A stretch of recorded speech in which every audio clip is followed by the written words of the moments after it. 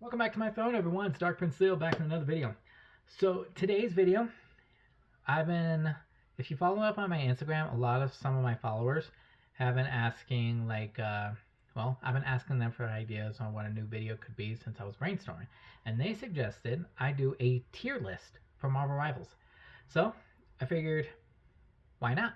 I think that would be good. So I did some research of some of the heroes on the capabilities, but of course, there are a lot of them, especially with new heroes added. So I only did I did the strategist first. So I'm not gonna rank them all in one go. I don't have enough to do that. So we're gonna start with the strategist classes, and we'll go from there. This might be a two-part video. If it is, stay tuned for the second part. So when you get started, and I know I might receive a lot of negative feedback, and some of you might disagree with what I'm saying, but I like to look at the game from a different perspective. So I tested out all these strategists and everything, and well, we're gonna start off at the bottom of the barrel. So this is the F class. So for F class, first one on my list of F class is Loki.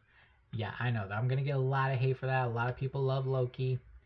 All right, but the reason he's at the bottom of the class is because when I played him and tested him, saw what his abilities are. I mean, most of his abilities don't rely mostly on healing. Like there's trickery, and then his ultimate, he can copy another person's hero and then use that ability to the advantage. So the only healing capability he has is his main attack, in which of course he can damage his opponent, then heal it, or either heal his opponent. And then some of his other abilities, it's mostly like disappearing and then creating a copy of himself to, escape out of a dangerous situation.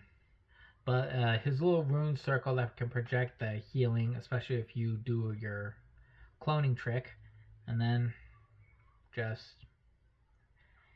me that didn't seem much as helpful the way I can see it. And like I said, I know I'm gonna get a lot of negative feedback, but this is just my perspective on how I see it. All right, so Loki is at the bottom of the class. That's F. Now, and I'm being honest here and truthful about this because my next character on here, he's actually in my strike squad. But like I said, I'm being honest, not pulling any favors here on favorites.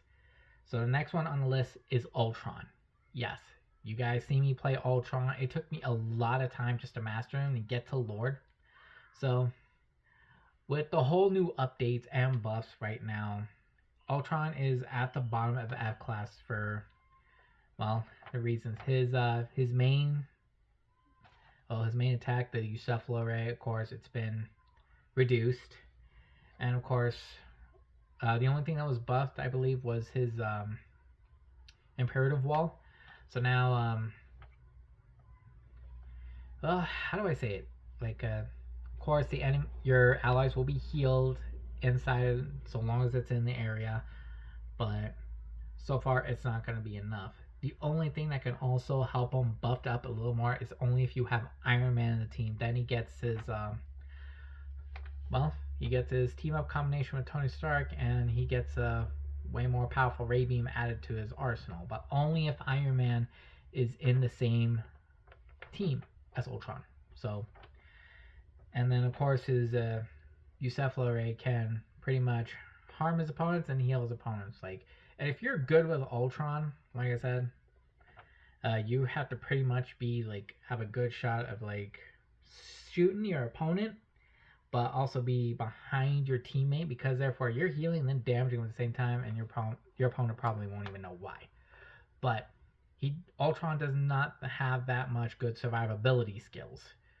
So, sorry Ultron, you are one of my favorite Marvel villains, but you're gonna have to be at the bottom. I'm sorry. All right, and then of course at the bottom we have a third one. So I know I might get really bad feedback, but like I said, this is just my honest opinion, and I'm looking at things a whole different way. It's Cloak and Dagger. Okay, yes, I know what you're gonna say. I use Cloak and Dagger; they're good characters, but it's because I took a closer look and looked at it from another point of view. Yes, with Dagger, she does the whole healing process thing. She's got some really powerful healing abilities that can benefit the team. Her daggers, her orb of daggers, and even her cloak, even her wall of light can really heal the opponents. And her daggers, yes, they can reflect, they can bounce off. So basically, you won't even know about your aiming. You don't even have to aim. Some people like to aim. All right, but the reason that's also at Cloak and Daggers at the bottom is because of Cloak. All right, and yes, I know it's pretty much one character, but when it comes to Cloak, he's got the most damaging effect. He deals the damage. And another reason that bothers me is that, well, his main attack, like when I tested him, like it's just like Scarlet Witch. Okay, so basically, when I aimed at a training bot the other day, and it wasn't even like the reticle was directly not on him. Basically, like maybe 2 inches off him, but it's still hitting him. It's not even like directly hitting him. So basically, it's like a no aim bar right there. Basically, you could just not aim with Cloak and be as close as you can, and then just circle your opponent until he's dead. Yeah, you can, but it's because of that. But not only that, there was also been like on competitive matches where people would say like, go use Cloak and Dagger. He's easy. Basically, that's pretty much just tossing in an insult at another Marvel Rivals player. And you know what? It's because of that Cloak and Dagger is on the F tier rank list. Sorry guys, but that's just my honest opinion of it. So yeah, Dagger's main, well, not Dagger, Cloak's main ability is, well, his main attack is just like Scarlet Witch. Just aim and move.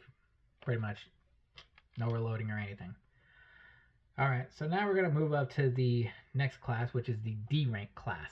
And that would be Adam Warlock.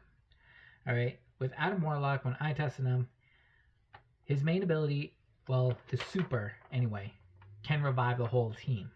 That's good, and which is always good. It's always good to have a quick help with a second revive. But his main attacks, it does not heal your teammates. It can only damage your opponents. And with his other attacks, still does not heal your teammates. Only attacks. The only healing part is his soul bondage. Basically, once you link up your opponent, it heals, but it also connects with the whole revival skill. So, Adam Warlock, he may be good, but when it comes to his healing beneficiaries, it's not that much. It's not powerful enough. So, with that, Adam Warlock is put into the D rank class on this tier list.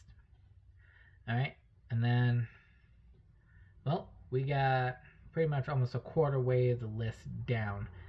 So I don't think I have time to do the next rank of trees, so it might be, well, in the next video. So, well, just make sure to stay tuned for part 2 of my tier list for the Strategist class. So, stay tuned, because I'll be on my way to do the other one, and it'll be uploaded.